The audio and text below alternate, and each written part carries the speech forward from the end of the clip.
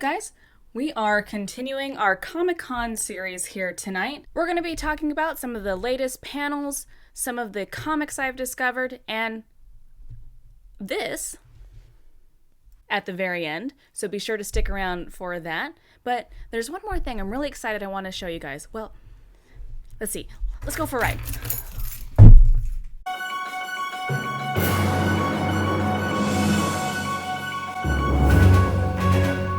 I decided to take a little drive downtown to check out the area that would have been occupied by our fellow comic nerds and creators of Comic-Con.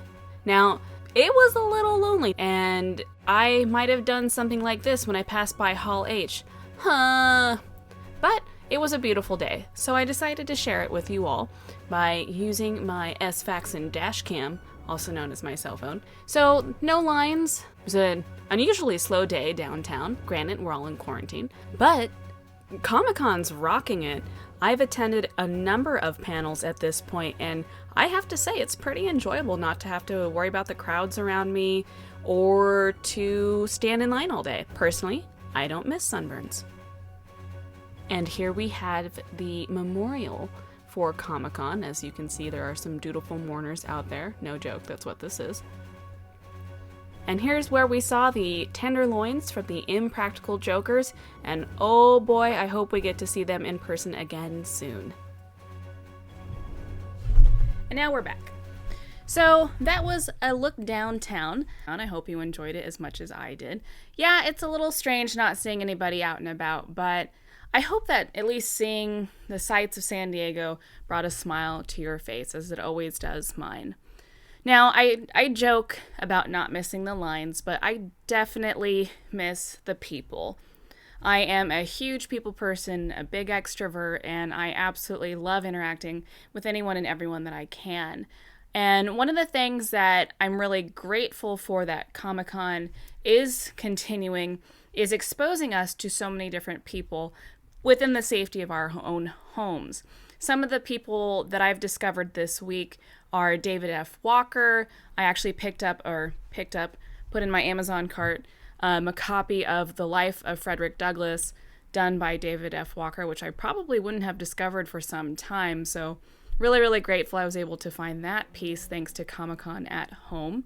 Another really cool book that I learned about this morning during one of the panels was Chag Lowry's Soldiers Unknown.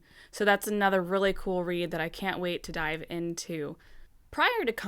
Just prior to Comic-Con, one of my friends recommended that I check out Rob Guillory's series Chew. Hadn't really heard of it, but I checked it out, and I opened up his website, and the very first thing I locked on to was his other comic series, which is called Farmhand. And oh my gosh, what a read. I ended up reading the first issue that he has up on his website for free extremely quickly, to the point where I was like, what do you mean this is where this ends? Where do I get more? And was so happy that it was all available online for purchase. So I purchased the first book and then wanted more, and then I purchased the second one and then wanted more, and so on and so forth. And I have now devoured the entire series and cannot wait for the next issue to come out. So Farmhand is about a gentleman who left home for reasons unknown at the get-go, and he's on his way back with his wife and his 2 children. And his wife is very supportive and very understanding that this isn't necessarily an easy transition that they're going to be making, returning to his father's farm. And, you know, when I picked it up, I was like, okay, cool, a comic about farms, that's really neat. I haven't seen that too much.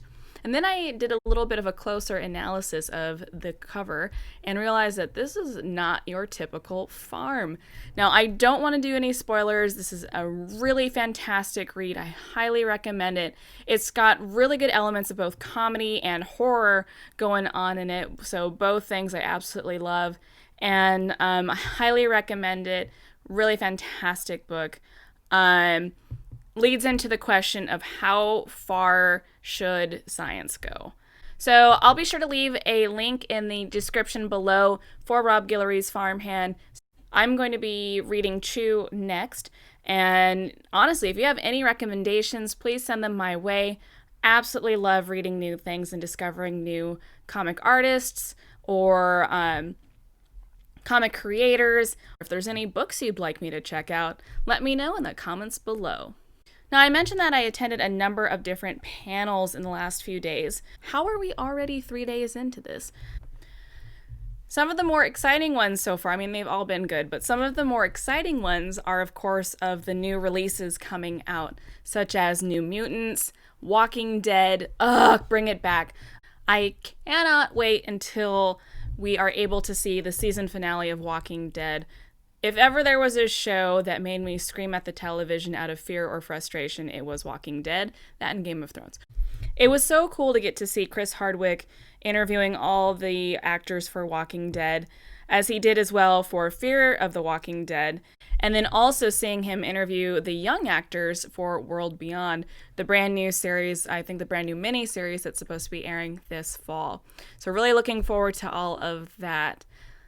Another panel that really intrigued me this morning was called Reclaiming Indigenous Cultures. And that's where I picked up Chag Lowry's book, The Soldiers Unknown. I'm really excited to get to learn more about the Native American cultures within my state, within California. The Kumeyays are here in San Diego, and I always have been interested in the Indigenous communities here, but I really want to learn more, and I'm so excited for these opportunities that they were talking about with Little Fish Comics and the various initiatives that are currently happening to help share their culture. So that's really exciting news to hear. Overall, guys, Comic-Con at home has been a really fantastic experience. It's been really great interacting with so many different people from around the world about the panels as they're happening. I was commenting on the YouTube channel for The Walking Dead as the panel was going, and it was probably 100 comments a second watching and interacting and engaging with the panel. And it was so cool to think that at one point, I was sitting there engaging with 5,000 other people in a room with all these people during this time. And Comic-Con has been just this fantastic way to bring us all together again, and so grateful for it. I hope they do something like this next year where we all have access to this content.